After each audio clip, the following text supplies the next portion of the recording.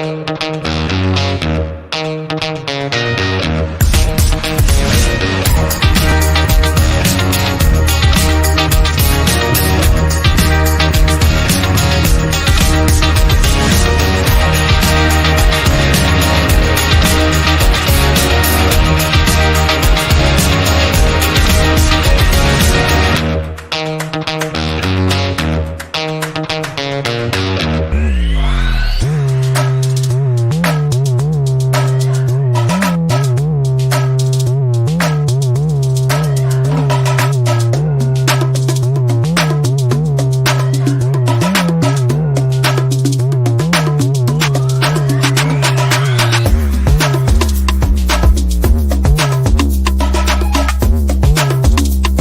BraveMaker Show is hosted by Tony Gaffestone and Christina Jackson. Thanks for tuning in.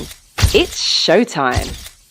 Well, hello, everybody. Happy Friday, TGIF. This is Tony Gaffestone here. Every Friday, we are live on our Facebook page as well as our YouTube and Twitter channel, and we're happy to be here. My name is Tony Gaffestone. I'm the executive director and founder of BraveMaker, and I'm headquartered in Redwood City, California. So I'm sitting in my little studio here. I love talking about film and acting and the whole creative process of making movies and telling stories. And I got my co-hosts as usual. Hey, what's going on, Tony? I am coming from the East Bay and Dublin, and I am an actor and writer and a film lover, and I also love telling stories, especially brave stories like the one we're going to talk about today.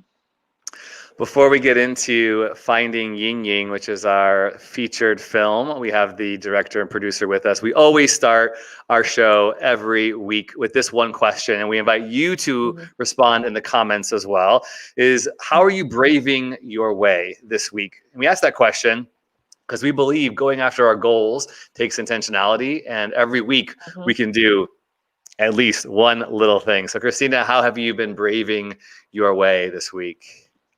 It's pretty much been a theme for the new year for me, which is self-care. So I am braving my way by transforming traumatic memories and experiences with the help of Courtney Armstrong. I recently got her book back in December. Actually, I've had the book before that, but I shared the book back in December after we did a show with producer Richard Bosner from Fruitvale Station. And we were just weeks away from the anniversary death of Oscar Grant around New Year's Eve. I thought it'd be really helpful to share this book, Transforming Traumatic Grief. And here we are, talking about a very intense story about grief. And I'm experiencing grief at the moment. I've lost someone very close to me. So this is a topic, if you're alive, sooner or later, grief will touch your life. And it's very difficult. And it's something difficult to talk about. So I love to be able to share this book. I love to be able to share Courtney Armstrong's work. She has amazing videos on YouTube about healing after trauma and grief. Look for those on YouTube, and we'll put the link in our show notes. Yeah, you got it. They're right in. I just posted it in the comments, so thank you for sharing that. I'm braving my way this week. I committed to write another feature film, and it's a micro-budget feature, and get it into production before summer. So that film is called Last Chance Charlene. I've been working on it this week. I wrote about 12 pages in 1 week, and so I'm almost at 85 pages for my first draft. Wow. So I probably have another week or so to finish the first draft, and then we'll go into rewrite. So I'm really excited about that. So thanks for listening. If you're with us live, or if you're listening on the replay on the podcast, keep going after your dreams, be a brave maker, and do it one step at a time. So with that, we are going to be inviting a really cool dynamic duo to the live show here. They are the director of Finding Yingying, as well as the producer. We have Jenny Shi and Diane Quon. So welcome to the BraveMaker Show, you two. Hi, thank you. Welcome. Thanks for having us. Yeah, thank you so much. So we are so grateful that we could partner with you in sharing this with our audience. We were able to have it for 2 days on a private link, and that was really, really cool of you. And real quick, Diane and I, we were just talking off live. We go back 5 years now. We met in Chicago at the Blue Whiskey. So shout out to the Blue Whiskey Film Festival, another small film festival, regional, trying to do its thing. And we were on a panel together, and I just loved her heart. She actually had spent some time in San Francisco. She did another documentary here with a guy from Stanford. I loved all your work, Diane. I loved Minding the Gap, which was an Oscar-nominated, Emmy-nominated documentary. So cool. And then we reconnected at Sundance just almost a year ago. Almost a year ago, we were sitting together chatting in the cold of Sundance about this film that we're talking about today called Finding Yingying. So before Jenny shares, how about Diane, as producer of this film, talk about how you got connected and how it was working with this really sensitive subject matter and Jenny's directorial project here. Mhm. Well, thank you again for having us. And I remember, Tony, meeting you and just how gracious and kind you were. It was my first short, so I've never had made anything before. And I'm definitely not a director, but I directed that. And I just remember you being so kind about my little film there. And I'm so glad we've kept in touch all these years. It's just really amazing, really amazing. Our film, Finding Yingying, is produced by our co-pro company. It's called Quon Films. And Quon has a program called Diverse Voices. It's their way of trying to be sure to encourage and support filmmakers of color and their first films. So that's how I met Bing. He was a fellow, a Diverse Voice fellow at Quon, and Denny also was a fellow. And she was having a rough cut screening, work in progress screening, but it was like a 20-minute version. And she invited me to come to the screening. And that's when I first saw some footage. And that was also the first time I met Jenny. And I share this a lot, and Jenny's probably sick of me saying this, but as much as, I was impressed with what she shot and the sensitivity I was impressed with Jenny. She's so young, and she was able to answer questions about ethics and why she wants to tell the story. And to me, that's really important, especially this film, because it can go towards the true crime genre, but she wanted to tell the story of Yingying, really show a different way of telling the story. So she approached me maybe a couple months after and asked if I would join the team as a producer. Awesome. Christina, I'm going to toss it to you for the next question. All right, the next question is this. The subject of this documentary was so intense, but so, I want to say, Jenny, you expressed such sensitivity and compassion and just beauty in the way that you showed an intimate situation with the family and everything like that. Did you ever have any reservations about telling this story, especially so intimately? Yeah, so for me, it's always a question about, why I wanted to make the film and really think about documentary ethics, because I just feel like as a documentary filmmaker, we have so much power, but meanwhile, we also need to take on a lot of responsibilities, especially when we're covering sensitive topics. And in terms of, the story of Yingying and her family, we spent a lot of time just staying with them, visiting them. And I approached them not as a documentary filmmaker. I actually started, following the story as a volunteer, trying to help them. So at first, our relationship was really about, volunteers and someone really need help. And I spent a lot of time with them.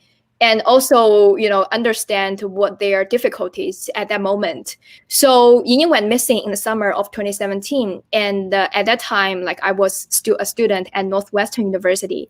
So when I met with the family, there were already a lot of reporters, covering the story.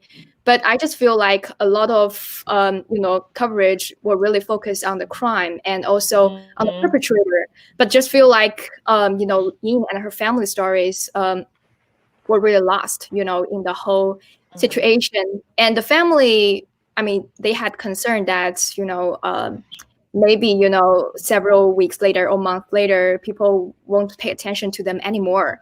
So I just feel like, I had camera and I can help them, document everything.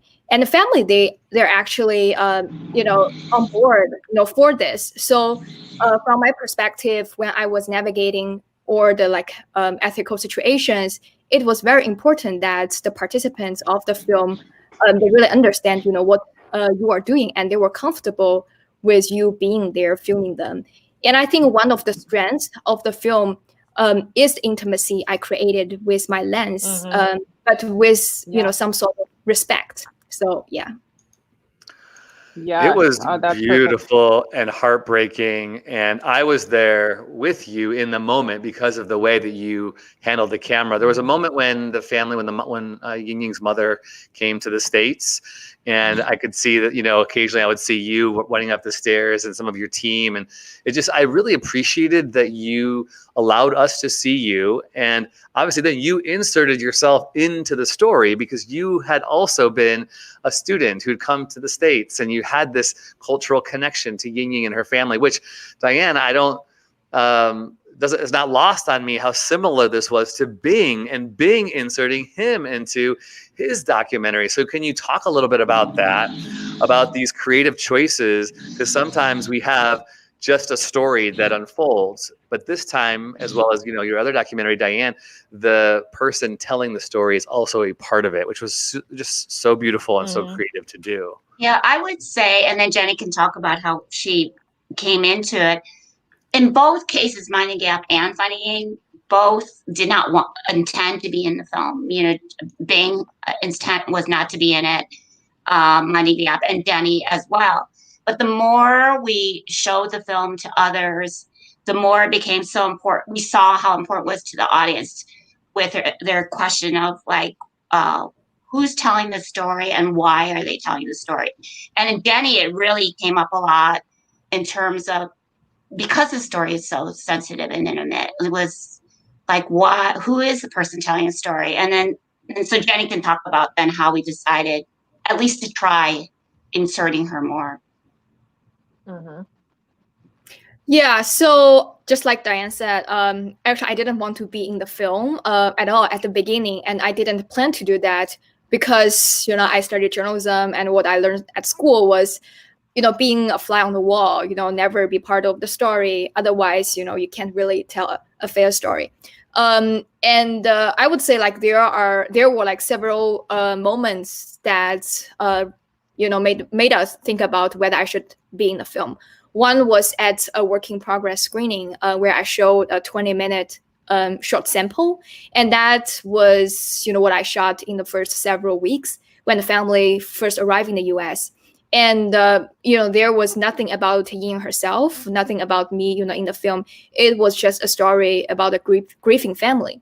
And I remember in the Q&A and also in the questionnaire we sent out, we actually got feedbacks like who was making this documentary, what was your intention, whether you are exploiting your relationship with the family, because this is such a sensitive story.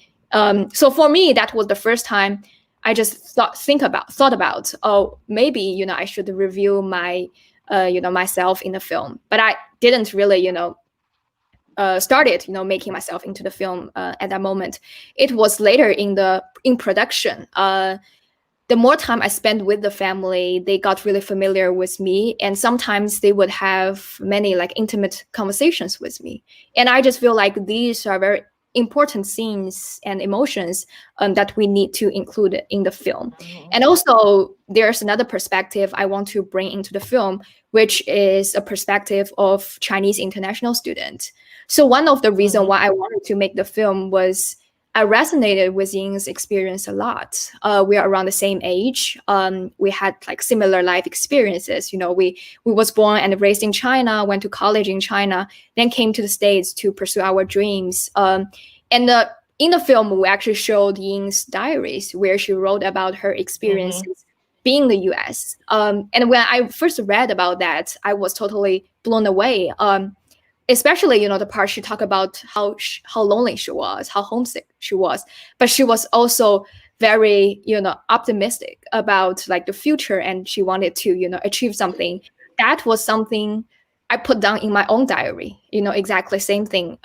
So I just feel like I wanted to bring that perspective into the film. So in post-production, I would say, we tried different ways, how much my voiceover should be in the film. So we kind of, try different things. And I think we are happy with, what we have right now in the film. I think it's such an amazing job showing those clips of her diary. For me, they really helped to humanize her. And I love how it took it away from the salaciousness of the crime and really humanized the person at the center of this story of what was going on, which was Yingying. Something else that struck me is that she disappeared on my birthday, 2017. So normally Oh, I wow. couldn't tell you what I was doing. I couldn't tell you what I was doing 2, 3 years ago on the same day at time. Who knows? But that was my birthday. I knew exactly where I was. And although I'm not, a student, like you said, you resonated with her as a Chinese student who's here in the States, and it's scary and you feel lonely. I resonated with her story so deeply because I too have felt lonely on my journey to be more than ordinary, to reach my dreams, to do something scary that can come with a lot of risk. And putting those little pieces of her journal where we got to really see what she was thinking and feeling, again, the intimacy of that. Were there any reservations sharing these details, sharing these moments, or did you just know, like, no, this is how, is this taught in documentary school? Like, this is how you show human beings, this is how you should tell a story. Well, I would say I actually learned from the process of making Finding Yingying, because I had never made I had never made a film before, and I started Finding Yingying as a student project. So the way I built the trust with the participants of the film was just like how I reach out to my sources when covering a new story. But I would say because the time I spent with the participants, with the subject, was very different from, normally I would do with news story. The connection and the relationship is much deeper. And for me, in the film, I actually have like different roles. I'm not just a journalist. I'm not just a documentary filmmaker, being there, documenting everything. I'm somehow became a family friend. So for me, that's why I put a lot of my own experience and emotions, into the film. Yeah. I think for me, one of the scenes for sure I was nervous about was the fighting scene in China where the mother and father get into a big fight, and the mother actually like takes bowls and throws it at him, and they swear at each other. I just know in the Chinese culture, even my parents, I'm American born, but they're from China. It's so important to keep those things private and not to share it with friends and family, much less in a film where who knows is going to see it. But one of the things, so we really talked about that scene and so many other scenes that are like on that borderline where is this showing too much? One of the things that Kurt Templin taught me when I first started working on films with them is that we should give the subjects in the film agency by allowing them to see it before we let other people see it. So that always was in the back of my mind that we will be able to show it to them before the rest of the world sees it. And that was pretty tricky because they're in China. And when we were hoping to show it to them before South by Southwest, and then the whole pandemic happened. So it was a lot trickier to get that happen, but they did see it, and they gave Denny their blessing on the phone. That's beautiful, and that's rare, right? I mean, that not always do the subjects of a documentary film get that privilege and honor. So I think that's really cool that you did that. Can you talk about that? Obviously, being holding these really sensitive and traumatic situations and emotions, and recognizing that you're also dealing with cultural clashes and cultural tensions, as human beings, number one, but then filmmakers. How did you navigate that? What were did you have some boundaries or markers that you said, you know what, we just can't do this, or what got left on the cutting room floor, or what did you fight to keep in? I mean, just the fact, Diane, that you're saying that fight scene, and I thought it was kind of interesting, the whole conversation about death penalty and then how things in China would have been done differently compared to the justice system in America. Like that was really ooh, you felt all that stuff. Yeah. Yeah, that was another scene where we thought should we leave, that their comments in, especially the grandfather. I think he said some things about how he would handle it and how the United States perceives the penalties versus in China. So that was another tough one. But I don't know. There were some things we left out. But I think what I appreciate most about Jenny is she definitely has a vision for the film, and I trust her so much about knowing what is crossing the line or not. And we had a whole team, including Kurt Templin, helping us navigate that too. Yeah, I think for me, in terms of like the footage we captured and what we put into the final product, I don't think we really, hold back anything. Because from my perspective, it's more about, presenting, the family's experience. Really wanted to put the audience in their shoes, really to let the audience know what's the family they were going through in the past few years, which we normally wouldn't see on news, daily news, things like that. So whatever they said, and from my perspective, because I was, born and raised in China, I have Chinese background, but I'm studying in the US. So I kind of had some, I myself have some, judgment, when I was, viewing all the footage and try to make sure we hear voices from the both sides, and let the audience to experience. So we are not really trying to create that cultural clash. We are just showing, what actually happened and let the audience to experience. Jenny, if you could go back to the moment that you first heard the news, where were you? What was going on? Did you immediately you wanted to volunteer? But tell us a little bit about what it was like hearing that news.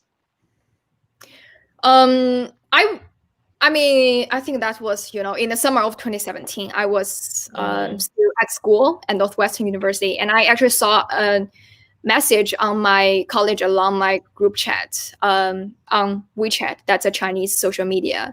So it just said, a girl went missing from the campus of University of Illinois at Urbana-Champaign. I learned about that, from my college alumni group chat. So I just feel like, okay, here's someone who went to the same university in China with me, even though we didn't know each other. But I somehow had the sense of, personal connection. And I just feel like, I was just really worried because that immediately reminded me of my own experience when I first came to the US. And I also learned that she was just here for 6 weeks. So I was just thinking, she must be very worried about her own situation if she just, got lost or she, went into some, danger, things like that. So I was spreading the words. And then I think that was a week after Ying disappeared. Her family arrived in the US, and they went down to University of Illinois at Urbana-Champaign. There were a lot of Chinese students supporting them. And there were a lot of local residents, visiting them, delivering food. Since the family, they knew nothing about the US and they knew nothing about the language and culture. So I also went down to visit them and to see, what I could do to help them. And just like what I mentioned before, I just thought, I studied documentary journalism and I had my own camera. Maybe I can start to document something, and hopefully that will be something helpful to the family. So when I pitched the idea to them, they will hesitate, to be on camera, but they are okay with the whole idea of, basically capturing, what's going on. And for me, again, it's a long process of building trust. But we eventually, got to the point that they're comfortable with the camera, and they are totally, agree with my vision, and that's how we started. You did a fantastic job. Oh, Tony? Yeah, I'm a dad. I have 3 daughters, and I could not help from watching this film through that lens. Even today, I was doing an errand. I was walking through the grocery store, and just looking around and recognizing I go about my day really kind of trustworthy, believing the good, trying to believe the good in everybody. And as I watched your film, I just thought, like, it's mind blowing to me, the capacity that we have as human beings to cause harm on one another. And sometimes that person who causes harm is the person who just is down the block in the same city, in the same space as you. And just wanted to commend you, because it was a very, difficult line to walk, from dealing with all of these really sensitive subject matters. By the way, if you're watching us live now or listening to the podcast and you have not watched Finding Yingying today, January 15th, you have till 10 p.m. Pacific time, midnight Central time, through the link that you could RSVP with through our website.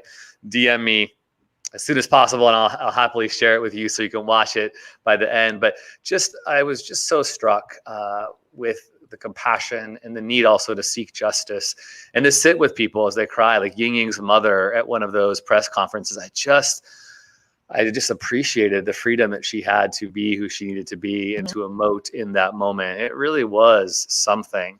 But I was so struck by this perpetrator and the fact that he was present, so very present in the whole expression from this university's attempt to try to do something. He was right there. And I'm so glad that justice did come in the way that it did. And I appreciated the delicate way that they had to teeter through the death penalty. I myself am not someone who believes in the death penalty. And you didn't take a side really in that, but I appreciated that you gave space to address it. And ultimately, this idea of the closure was just so there for the family in regards to her remains, which, they have not found. But just so much to commend you on. I really appreciate you telling the story. And by the way, last thing, I'm from Illinois, so I have Illinois roots, and just feeling like, wow, my home, my state, just had a whole nother layer of nuance for me. So thank you for that. Well, final comment before we end our show is, what would you say to filmmakers, those who want to pick up the camera and make a film? This was not easy. This took over 4 years, right? From start to finish to here you are today. It's not been an easy road to the Film Fest plan being dashed, to where you are right now. Anything you want to share, both of you would share to our audience about tackling those obstacles and braving your way? Diane, do you want to start?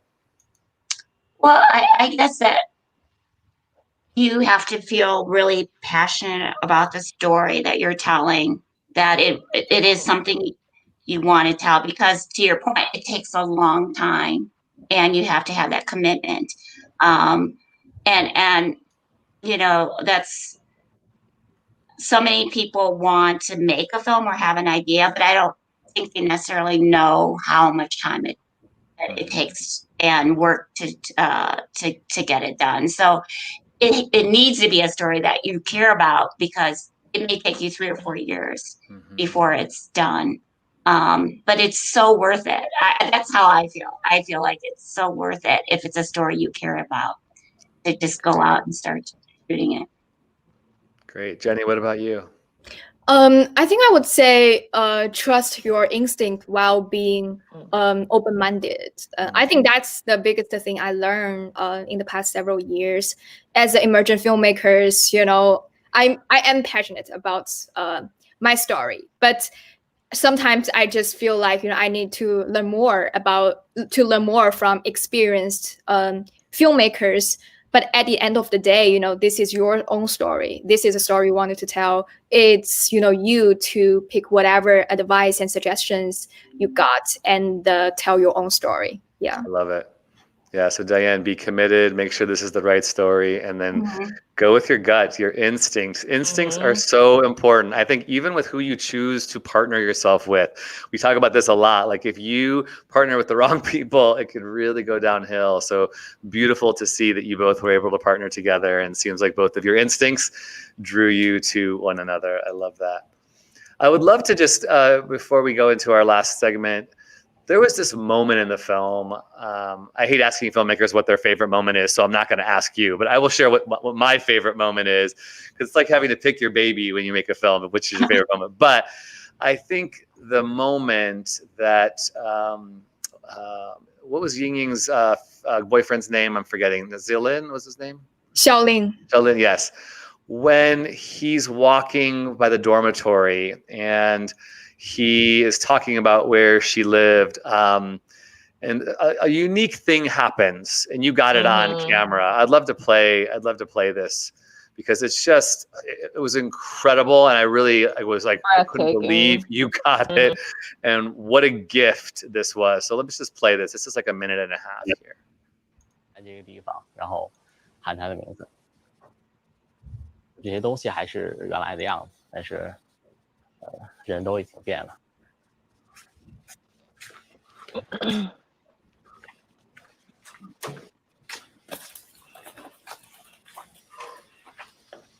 哦。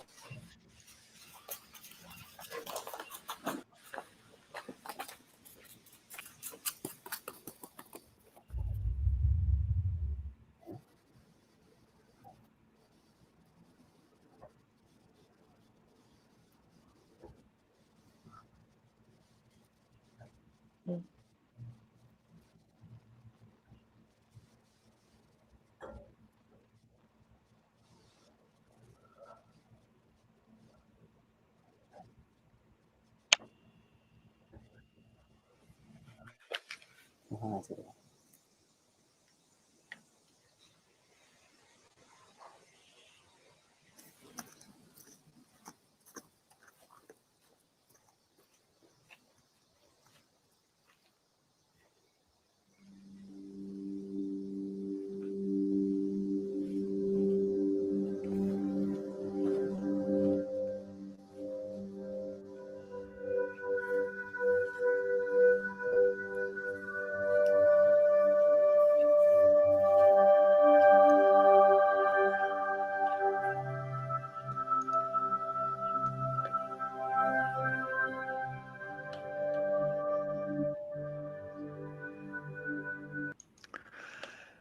Absolutely moving film. Thank you, and kudos to you both for making Finding Yingying. We want to encourage you to go to findingyingying.com and spread the word and share about this beautiful film. And if you have not got your eyes on it, please do. And now we're going to end our discussion. Every week, we always say, what are your favorites? What are you loving this week? And we'll give you 15 seconds to get those ideas. Here we go. Brave faves. TV shows, films, books, songs, technology, clothing, podcast, food, and more. These are a few of our favorite people, places, and things. Brave faves. All right, Christina, you are up first. Yeah, so I am in the middle of a journey of bringing my first comic book to life. I am studying with American comic writer Ron Mars. And part of that, interesting enough, has been learning my history, really understanding my roots in this country, especially since my comic book is addressing racism. And so my brave fave for the week is I Am Not Your Negro, narrated by Samuel L. Jackson. It shares the work of advocate James Baldwin. It is a phenomenal documentary. It's so good. Definitely worth watching over the weekend. And Monday is Martin Luther King Jr. Day. So I can't think of a better time to dig into this material. We are in a difficult time in this country, fighting for civil rights, and there's a lot of division. And it's good to understand where it all started. Where does it come from in order to find our way out of it? So that is my brave fave for the week. Right on. What do you have, Jenny? Yeah, so I just watched Soul. Yes. The film. Yeah. Yeah, and I was so inspired by the film, and especially last year was quite like difficult for me, mentally, and also about how to release the film in 2020, and I was far away from my own family. I just need something to stay away from the work and stay away from the stress. And I think after watching the Soul, I was just really happy and relaxed, and really looking forward to 2021 and to see what's gonna happen. Yeah. Yes, right on. Yes. Awesome. How about Diane? What do you have? Okay, you said it could be anything. So Anything. I'm going to say Panda Express. we we took out Panda Express food, and I bring it up because, as Tony, you know, I lost my son 11 years ago, and one of his favorite foods was Panda Express. And I'll never forget when we were looking for colleges. He's like, "This is the college I want to go to," because, and I'm thinking, oh, because of the professors or whatever. And he's like, "They have Panda Express." And so I think, you know, as we talk about grief, and it's hard, you'll never forget. Yeah. But I like to try to celebrate my son too, you know, with these memories. And so, yeah, that was yesterday, and I'm eating the leftovers tonight. I love it. I love it. Panda Express. And I love the fact that you're honoring your son. And also, you know, sometimes these moments of grief is a wicked friend at times, isn't it? And we need to befriend our grief. And so any way possible, you know, I love that. I think that's super, super, super cool. My Brave Fave for the week has been actually connected to grief as well. It's this TV show on NBC. It's also going to be found on Peacock. It's called Zoe's Extraordinary Playlist. And it's just really fun. It's a father-daughter story at heart, which is also getting me as well, just like Finding Yingying did. And it's musical, which lip sync isn't always my favorite thing, but I just love the fact that they're talking about grief and using songs, and it's just a fun show. So I highly recommend Zoe's Extraordinary Playlist. So that's all we have, friends, BraveMakers. Thank you so much for watching. FindingYingying.com, right? Anything else you want to say, filmmakers, for people to go do, to share, to watch? Anything else? I would say just thank you, and thank you for sharing the words. And it's always our goal, you know, try to spread Ying story and bring Ying story to more people, and let people to memorize her in a good way, and really to celebrate her life. So good. Yeah. We appreciate that so much. Yeah. We I wanted to share, we had somebody watch the film and message us and just share this small little brief thing that I thought, you know, this we appreciate this to our audience, to our patrons, because this tells us you value our work as well as the filmmakers' work. And this is from Joanne. She said, "Finding Yingying is the most beautiful but heartbreaking film I've ever seen. Thanks so much for making it available." That was from Joanne. So Joanne, thank you. And that's on our Instagram at BraveMaker.org. So as we tune out today, I want to say thank you for watching. Thank you for listening. Thank you for supporting. You know, BraveMaker is a 501c3 nonprofit. We cannot do our work, as well as any filmmaker can't do their work, without resources. So thank you for believing in our vision to elevate brave stories for justice, diversity, and inclusion. That's why we exist. You can go to BraveMaker.com and sign up on our e-news list so you can get more information and more films like this to watch for free. BraveMaker.com/buzz is how you can get on our e-news list. And make sure you go to our Facebook page and subscribe to our YouTube at BraveMaker.org and all that kind of stuff, because we really appreciate being able to do this work and want to share it more. So thank you to Diane, and thank you to Jenny. We wish you all a good weekend. Happy Friday. We always end our show by saying, brave stories change the world. Thank you so much. You are the story. Bye, you guys. Thank you. Whoop, wrong one.